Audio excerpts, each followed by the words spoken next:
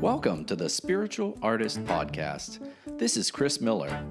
I invite you to join me as I interview artists from a variety of disciplines. We'll share powerful stories and lessons learned while making their art.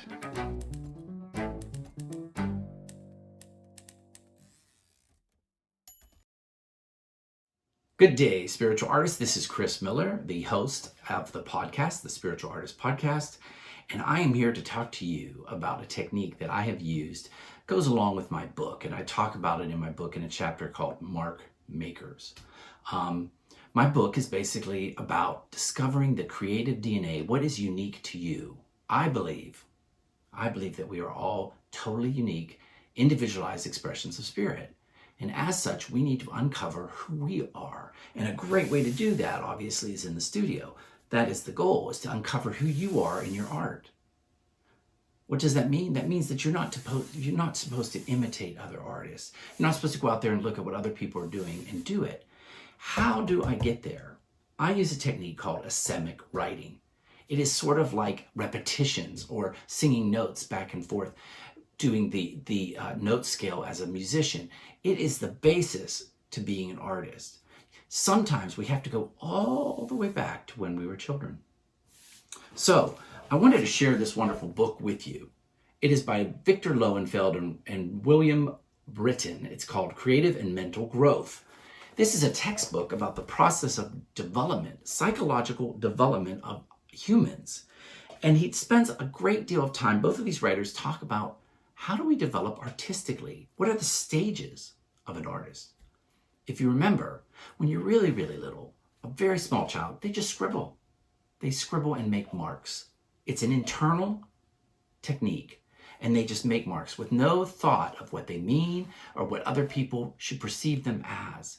So Asemic writing is a term that I looked up online because it's just relatively a new term. You can check out and do some history searching on it. But it was about in the late 90s that it was defined as writing without meaning, sort of like a scribble. You often see it in collage work. You'll see it in people's paintings. Underneath, it's a great texturing technique where they sort of just like this. Let me show you. You just start writing as though almost like cursive, and some of you still remember learning cursive, and you carry it along the page. Now, I've noticed that I have a very distinct style to my scribble. We all do. That's what I try to seek in my spiritual artists. Find out what is unique to you. What's interesting, according to Lowenfeld and Brittain, is that we learn to block this out at a very young age. He talks about the development where you start with scribbling, and then you might draw houses, but they're very abstracted. You don't get depth and perception. They include feelings. They might mix an element of the home with the body part all together. It's very interesting. But around the age of 12, it's around the age of 12 that we begin to edit ourselves. I think it's editing ourselves. We look at society, we look at what's out there, and we go, this is acceptable and this is not acceptable. When you think of great artists, they tell us in history, Picasso told us what is acceptable to do. Before Picasso, you couldn't do those abstracted three-dimensional forms. But you don't have to look at society to figure out what you can do. And as a teacher, I want you to go back and find out what is native to you. Back before you learned to fit in, to be like everybody else. I think it's so amazing that this book talks about how that when you get to that point, suddenly you're self-aware. It's sort of like Adam and Eve when you think about it. When they talk about going into the garden and realizing they're naked. It's a metaphor for life and how we grow up as children. When we're young, we're free and expressive. And as we get older, we start editing who we are. So for many years now, I use this as a practice before I start painting or while I'm painting or within a painting. I will let myself freely scribble line work. Now, this is a Neocolor crayon. It's a great way to do this. It is water-based, so when you use acrylics, it will mix in. But you can see it just goes across the page, and I will playing like this, and it gives you these wonderful lines. Then you can come back and add and subtract. Basic technique of all painters is you add and subtract shapes. So draw these lines, and then change them. Now, this works not just with a crayon. You can just do it with a pen or a marker, simple marker. So what I'm not going to do here is tell you any limitation of the tool that you can use, but you can use it with a magic marker. It's going to give you a tighter line. It's going to tell you who you are. Now, I did this class and in my class, and one of my students said to me, "This is so amazing. It's almost like spiritual writing." So I'm going to I'm going to take this Asemic writing term, and I'm going to give it a qualifier that it's the essence of who you are. It is your spirit expressing on the page, your spirit in shape and form.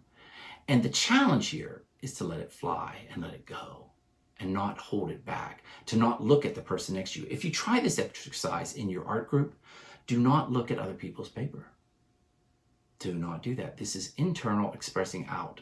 This is discovering who the individualized spirit in you is and expressing it out to the world.